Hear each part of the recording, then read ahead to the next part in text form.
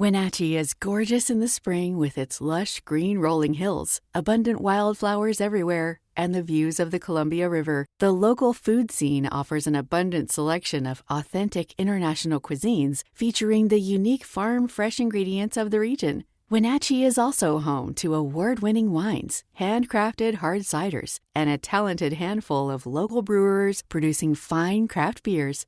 Visit Wenatchee, the heart of Washington State. Spend less time in the laundry room and more time doing the things you love. Introducing the Samsung Smart Top Load Laundry Pair, now available at Lowe's. The washer's large capacity means you can fit more in every load. Plus, its super speed setting washes a full load in only 28 minutes. Shop the smart washer that will streamline laundry day, backed by Lowe's Price Promise. Based on using super speed on a normal cycle with an 8-pound load. Terms apply. See Lowe's.com/price promise for details. U.S. only.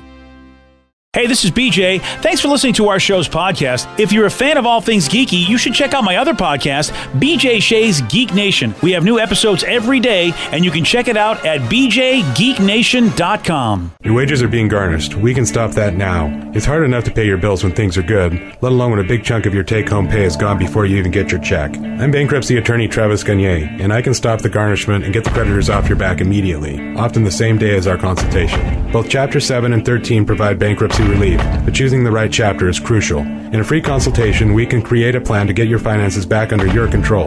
The chapter you choose sets the tone for the next chapter of your life. Please contact me today at choosetherightchapter.com. That's choosetherightchapter.com.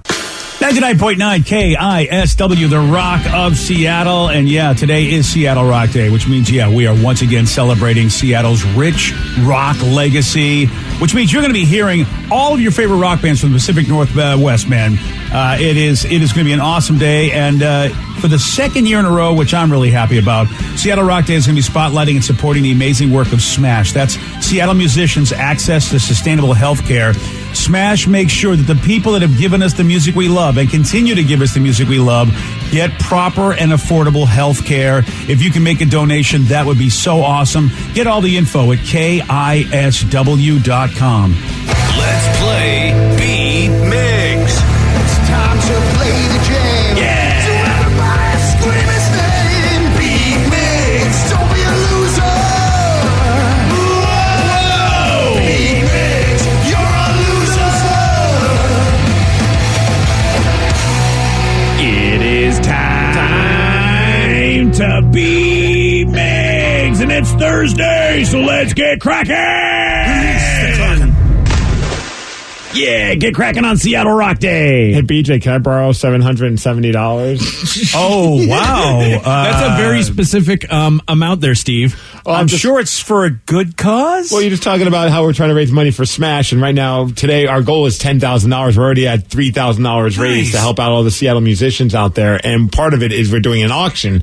All these cool Seattle items and memorabilia, and one of them's an autographed Pearl Jam poster, which currently is at $760. Oh, so, I see, yeah. In order for me to win it, I have to get $10 more. And you got to be in it to win it, buddy. This is I'm excited to see what this ends up. It's got 10 more hours left on the auction. I can only imagine that poster is going to raise some good coin. Absolutely. This is the one thing where your wife really can't roll her eyes because you're doing it for a good cause. Right? Well, especially if BJ's paying for it. Yeah. Come on, BJ. That's always the great cause there. Yeah. I hate to say this, but I'm afraid I'm a little tapped out because I've already donated some cash. Oh, look at you. Aww. Yeah. And you can go to KISW.com. It's really easy. You just click on the Seattle Rock Day banner, and then you're going to see the ability to donate now. And if you can, man, I mean, look, artists, you hear about struggling artists, and we just don't realize that not all these musicians in the area really have proper health care. And so it's something you can do to give back to them for all the greatness that they've given you over the years. Fine, I'll just donate and not borrow your money. Oh, yeah. There you go. Sorry, if I'd have known, maybe we could have gone. But then we, there might be a rockaholic that really wants that poster. That's so true. we don't want to take that out of their selfish. hands. Or Steve, you might find yourself a nice sugar daddy who buys the poster, wins the auction and then just gives it to you. Hey, out of the goodness of their heart. I ain't too proud. Ain't too proud to beg or be a sugar baby. That's right. Let's get to our contestant. We got Jake in Puyallup. Jake, are you there? Yeah, I'm still here. Excellent. Oh, good. Excellent. All right, Steve, get out of here. Bye. For those playing at home, Jake will have 60 seconds to answer 10 questions. Jake, you can pass all you want, but you will only get 3 guesses per question. Are you ready? I believe so. Soundgarden's hit songs Spoon Man and Black Hole Sun were both on what album? Oh my gosh. The name of the album. I see the picture of it. What am I doing? Oh no. Super Mega okay? No? No. Super Unknown. Yes. The Ventures' first album was titled Walk Don't What? Pass. Which band sang Crazy on You and Barracuda? Heart. Yes. In 2019, Brandi Carlile and which other musician were spotted busking at Pike Place Market? Dave Grohl. Yes. What year, the mid-90s, did Alice in Chains release their album Jar of Flies? 1990. No. 91? No. Oh my god. 94. Yes. Out of 7 nominations, how many Grammys did Nirvana win? 2. No. 6. No. 5. No. Sharing the name with a number, what was the title of Pearl Jam's first album? 10. Yeah. 1, 2, 3, 4, 5 correct. Oh my goodness. You did pretty good there, man. There's some hard stuff there. So good on you, Jake. There really is. So that was a lying voice. You went, you did pretty good. Yeah. I mean, look, you did average. Watching Nailed It last night, I realized that, and they even stated as such, you speak a little bit higher if you're lying. So, yeah, Jake, you did a great job. Does that count as a win? We'll find out. Well, we'll see. I mean, Steve's got to play. Steve is kind of an expert, and this is one thing he should really know a lot about. So if he doesn't do well in today's Beat Mixes, I don't know. If it's Seattle Rock Day. Oh, I thought it was wrestling? No, that's tomorrow with the Wrestling Showdown. Today, we're just dealing with Seattle Rock music, buddy. Oh, pressure's on. It is. So if you don't do well in this, we have some questions. I need to go home. Yeah. You ready? yes. Soundgarden's hit songs Spoon Man and Black Hole Sun were both on what album? Super Unknown. Yes. The Ventures' first album was titled Walk Don't What? Run? Yes.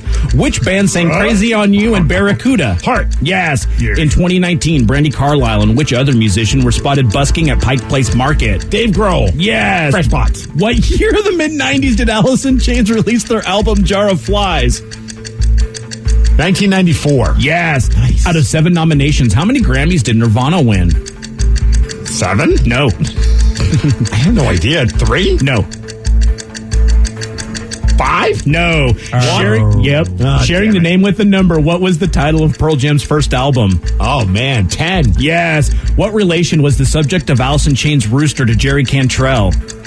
Father. Yes. What city is Jimi Hendrix laid to rest? Renton. Yes. Which metal band with a religious name called their home Aberdeen? Metal Church. Wow, yes. And Steve, almost at perfect 10. 9-5. You win Dolly Parton style. Sorry, Jake. Sorry, Jakey. It's all good. Thanks for letting me play, guys. Thanks, man. You're Have a very great welcome, day. buddy. Yeah, he still got like, 5, which is pretty solid. And Steve is, Steve, he had better have done at least 9. And you know what? Frankly, that he didn't get a perfect 10. He's out. I was thinking since I won, I should play a band that's from Seattle in my list of bands that I have for victory songs. And I remembered I have this one featuring Duff McKagan. Oh, this is an old. We haven't played this one in a while. That works. This is for the Hawks, right? I mean, it got played a lot Back in for the day. Hawks. Okay, yeah. I don't think he wrote it specifically for that. I kind of felt like maybe they did, you know? Such a cool band. Mm-hmm. The fun trivia fact about the one Grammy win that the Nirvana did get, it was for Unplugged in New York. So they were nominated for 6 before that, but did not get it until Unplugged in New York. That's funny. Yeah, I just never paid attention. You kind of want to see the bands you love get Grammys, even though it probably doesn't matter much to them. Mm-hmm. I mean, they appreciate it, but yeah, I never even thought about which ones they won and which ones they didn't. Absolutely. Well, now you know that, and congrats on your win, buddy. Thank you. Good job, Steve. Thank you. And we'll see if he can get the perfect 10 later in the show when we do the next edition of Beat Mix. We're getting lots of text messages about Seattle Rock Day, BJ. Yeah. Somebody brought up a fun story about getting to see Alice in Chains. He says they were supposed to open up for Poison, but somebody was sick, I believe. A few of the band members did come up and played on stage towards the end. They were the only reason I wanted to go. It is crazy to think that Alice in Chains at one point opened up for Poison. And that really was the beginning of the end for bands like Poison. Their openers showed them that they were basically about to be usurped that entire genre of music was just about to go and get trounced by Alice in Chains genre of music. I mean, they opened up for like Van Halen. Because, I mean, at one point, Alice in Chains, I mean, they made the switch, or as the kids say these days, the pivot. But they were more of like a hair metal type band when they first started. And then eventually came into their own and found their sound. Yeah, I do believe. I think I've seen some old pictures of them. Yes. All in the spandex and stuff. And yeah. the hairspray, all That's that awesome. cool stuff. It is fascinating. You know, there's a lot of influences every band has, and then they eventually take those influences and mix them with their own voice to make their own unique thing. And it is odd to think that they could go from hair band to what Alice sounds like, you know, in today as well as in their heyday. It's just so nuts to think that evolution happened. I mean, if you look up pictures of a band when they were called Diamond Lie, and it's just crazy to see, like, you know, Jerry in spandex, which is, you know, and kind of makeup and all that crazy stuff. Yeah. To then what they became, where it's just like, you know, rocking whatever you wore that day, Doc Martens and all that fun. It's a lot easier to do a gig if you can just throw stuff on from the house rather than have to get all made up like that. Right? Yeah. It is. Vicky's showing you a picture of it right now. I know that is so wild. They are 80s. That is so much hair. A lot of hair. That is a ridiculous amount of hair. I mean, look, they look good. I'm not going to say they don't look good, but it's just, you know, it is insane, the transformation that happened. Hope they bought stock in Aquanet. Yeah, I wonder how much hairspray it takes to get your hair that high. All of it. Man. Yeah. All of it. An entire can. That's why the ozone layer was in big trouble back in those days. Yeah, absolutely. Oh, it's funny. I was thinking about a story that Karen Mason Blair shared with us. You know, Karen's a great photographer, and a bunch of the pictures are at KSW.com, but she shared a great story of when Alice in Chains opened up for Van Halen, and Eddie felt bad. They talk about what they wore and what they dressed as. He felt bad because they were wearing like ragged clothes and crappy old Doc Martens, and he bought them a bunch of Doc Martens, and the story's fantastic. Yeah, so they were on tour, and Eddie, meets the band, and is hanging out with them for a minute, and then they start the tour, and then Eddie sends out his assistant to go buy all of Alice in Chains' brand new Doc Marten boots, right?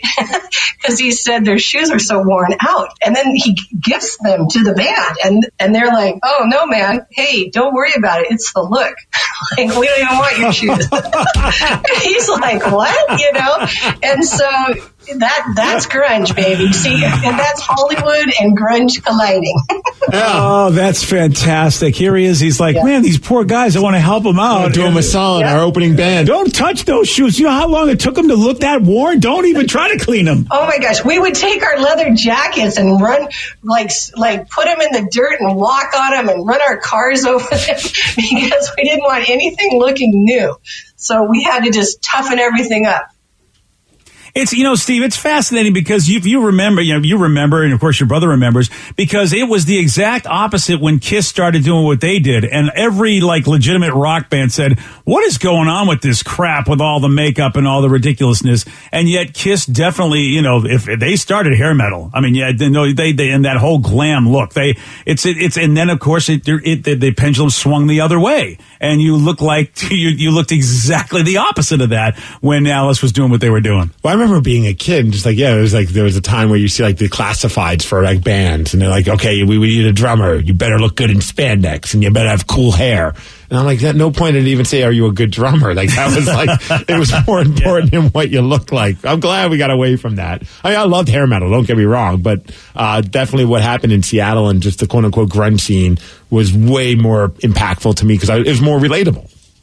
Yeah, and you know what this means though, Steve, because I mean, in the 60s was kind of like that to some degree, like a lot of those, Crosby, Stills, Nash and Young guys. It had a look that just, was sort of, hey man, whatever. And I wonder if we're going to see glam come back. Where all of a sudden it's going to be that again, where you've got to have some kind of hair and some kind of glam, and you're going to have to look good again.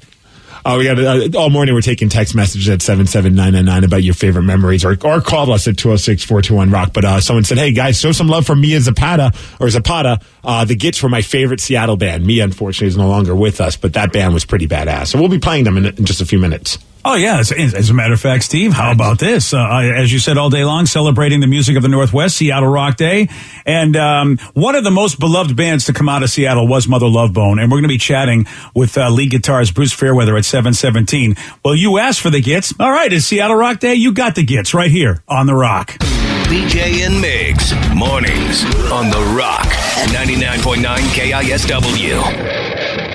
Wenatchee is gorgeous in the spring with its lush green rolling hills, abundant wildflowers everywhere, and the views of the Columbia River. The local food scene offers an abundant selection of authentic international cuisines featuring the unique farm-fresh ingredients of the region. Wenatchee is also home to award-winning wines, handcrafted hard ciders, and a talented handful of local brewers producing fine craft beers. Visit Wenatchee, the heart of Washington State. Spend less time in the laundry room and more time doing the things you love.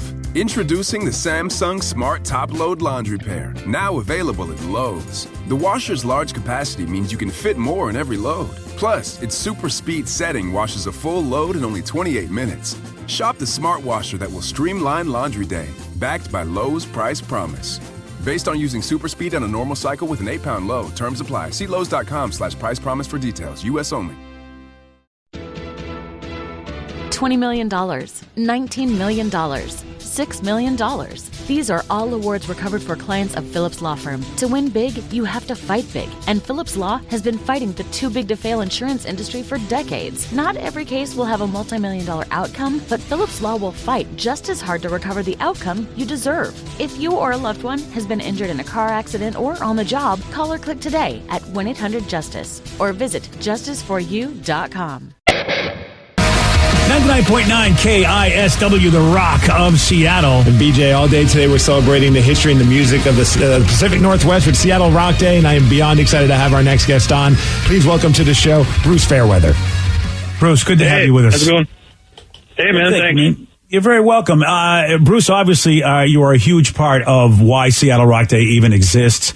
I also love the fact that you are part of SMASH, which is Seattle Musicians' Access to Sustainable Healthcare, because, man, you know, a lot of us don't realize that while we're enjoying great music, seeing a lot of these great local folks just doing what they're doing at the clubs we're at, especially when we can go back to it, but even all the years before, we don't realize that a lot of these folks they don't have great medical coverage, and it just doesn't occur to a lot of folks. So I'm glad that you're involved with this. Well, thanks. It's more my wife was involved with it. We have a bunch of friends that started it up, and but I've played benefits for it, for several years. And the people that are all behind it are awesome people. And, it's so hard to live in the city anyway for musicians just because it's getting so expensive, and every little bit helps.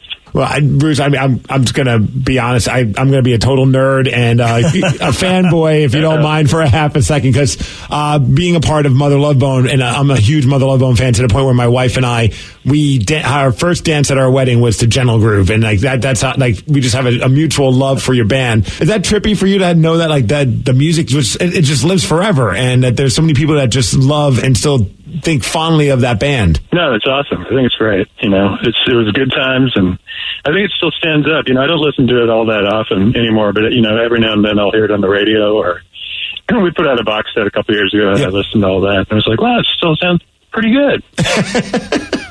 30 years later. Do you have a favorite memory from that time? Because I remember there was a story I read, and it was always reference of playing shows with a band called Dogs D'Amour, and there was a time where Andy did something to upset the band because he was just so outgoing and such a large presence on stage. I don't know if that was a favorite story that you could share with us, but I always read about that. And I was like, man, it'd be cool to hear it from your guys' perspective. Yeah, it was like the last show, I think we played, maybe one of the last shows we played with them in LA, I think. And about halfway through the tour, they quit striking their gear. And we were playing small clubs, so the drum set would be Greg's drum set would have to be right up front, taking up, Andy's dance space. And so he just went off on them in LA, and he was just totally swearing. And of course, that's the show my parents were at. Andy was ripping them. It was pretty awesome. But yeah, that was the only time we really toured. And was a killer show. So, and we're talking to Bruce Fairweather, obviously the guitarist of Mother Love Bone. Bruce, you know, I ask everybody about this because, like you said, it was 30 years ago. And did you guys have at all any idea just how special the music was that you were creating? That everybody always likes their music, but did you think it was going to be as big as it was? Oh yeah, we definitely knew it was going to just take off. You could tell. I mean, the bands like Soundgarden, Nirvana coming up and everything, you could tell that somebody was going to break through at some point. Just because there was that much, you could just feel it in the energy in the air back then. You know, it's just kind of it was just starting to skyrocket. So yeah, you knew it was going to happen to somebody. Was there a moment where you were just like, oh, here it starts, like a certain thing that happened, whether it be to like Soundgarden or Nirvana or Alice in Chains, like where you were just like, oh boy? Yeah, it was just like the shows we were playing were just getting more and more like, you know, when we first started out, it was just like our friends, and then the very first Love Bone show was at the OK Hotel, and it was just like 400 people we didn't know. So I was like, whoa, who are these people? And they were young, you know, they were like younger people. And, our friends were still there too. It was just like, who are all these people? And, you know, they definitely weren't Green River fans, you know, so it was just like, so you could just feel it. And, you know, definitely like Soundgarden, you could totally see just the same thing with the audiences going to their shows, and Alice in Chains, Nirvana, you know, it's just, you could feel it. And it was kind of, we actually talked about like, I hope this doesn't get too out of control, because isn't this town's just going to suck? It's going to happen. Yeah. Talk about foreshadowing. You're absolutely right. But it is funny, you know, you want success, but then you go, at least you have the wherewithal to go, but we don't want too much success. Right, totally. And we were young, you know, so it was just like, you don't really know exactly what's going to happen, but I feel that there's like such a camaraderie amongst the bands, even just being an outsider. Totally. You know, growing up, like it didn't seem like there was this competition amongst you guys. I mean, I'm sure healthy competition, but like it just seemed like everyone was trying to bring each other up. Just being a part of that group, like, you know, just all those bands. You talk about Green River as well. Like it just seemed like you guys were all like crossing paths and being in bands together at some point or another. Yeah, it was pretty funny. Like when, you know, Green River broke up and we started jamming with Andy, and we the first time we played, I think we were called like the Lords of the Wasteland, and like the very next night at the Vogue, Mark Arm put together a band called the Wasted Landlords.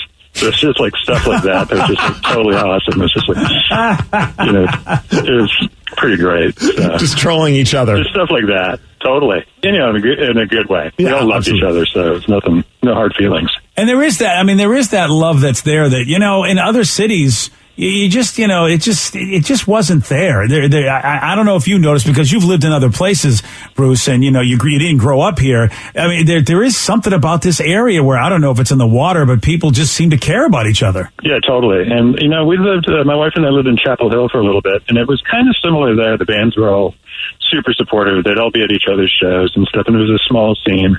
And it kind of reminded me of Seattle, but, you know, it never totally took off the way Seattle did. But there's some, you know, there's definitely pockets around the U.S. where I think it was like that. Chapel Hill was a great like college rock scene. I remember going in college, like playing like bands like Archers of Loaf. That was a very it had that vibe of what the Northwest was. You're absolutely right. Yeah, totally. It's good. It's you know, I think it's better for the bands and better for just the whole music scene when bands are like that. And you know, and then they've got like in Austin, you know, there's like a thing similar to Smash. So it's like I said, it's, you know, it's totally important for the bands to be able to take care of their health since they're having a hard time paying rent, especially now since like 90% of them are bartenders and they're not working. Yeah.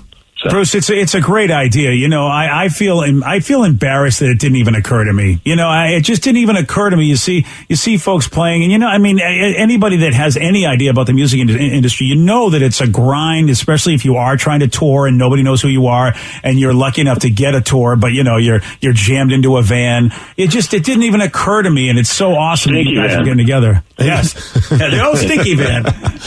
It was a few... Yeah, well, you know, it was about like 5 years ago. My wife and I were at our cabin on Vashon, and we were coming home, and I was like, "Let's go get a drink." You know, when you could go up in the ferry and get a cabin or get a beer, whatever. And we were walking up there, and we run into Ian Moore, who lives out on Vashon, and he's like, "Well, I got to talk to you guys about this idea I have for a nonprofit to support musicians." And we sat down and talked to him for the whole ride. Never got our drink, but that was fine. And by the time we landed, like, my wife and I were just like, God, we totally got to get into this. It's awesome. And so they've been working on it for a while. And definitely come a long ways. It was like a couple years ago, if you got together to have that awesome benefit show where the members of Mother Love Bone jumped up on stage with different singers, and I remember even seeing you guys, what was it, at the Showbox like 12 or so years ago. It was like a Brad and Friends show, and you guys came up and did a few songs together. What were those experiences like for you to go back and just and play some of those songs again with your old bandmates? Oh, it was super fun. It was kind of like seat of the pants, because we'd be like, okay, let's get together a couple times beforehand and rehearse, and then like, eventually it would be like, well, maybe we'll get together once, and then be like, let's just practice at sound check. And so we'd get, but we just practiced at home, and we pulled it off. So it was super fun, and hopefully we'll do it again at some point. But I don't know if we'll get to sing now that Sean's gone. Yeah. But, well, Ohm did a great job as well. I mean, and yeah, totally. She's badass. Yeah, that was something. I think she did with Bone China, and it was just like, ooh, Goosebump City. Yeah, that was a totally great version. And I feel like there are a lot of talented singers in this area. I think that just a couple. Oh, yeah. I think you could probably you probably trip and fall on some. There's just so much talent here. Yeah, totally. Still a lot of bands out here. Do you keep tabs on some of the newer bands? And if so, is there any bands that like you're like, oh, that band's, I'm really digging what they're doing? I'm a big fan of Wild Powers. Lupe, the drummer, is my neighbor, and I just recorded with them. They got a record coming out on April 23rd that I play on a song called Pageant. But they're killer. Other than that, I've been playing like a lot of mandolin and bluegrass and stuff. And then before the whole pandemic, we were fortunate enough to see the Idols twice, and they were super killer. They were supposed to tour opening for Pearl Jam last year, but that didn't happen. Oh man, what a bummer. I mean, that would have been amazing exposure for those guys. Yeah, it's IDLES.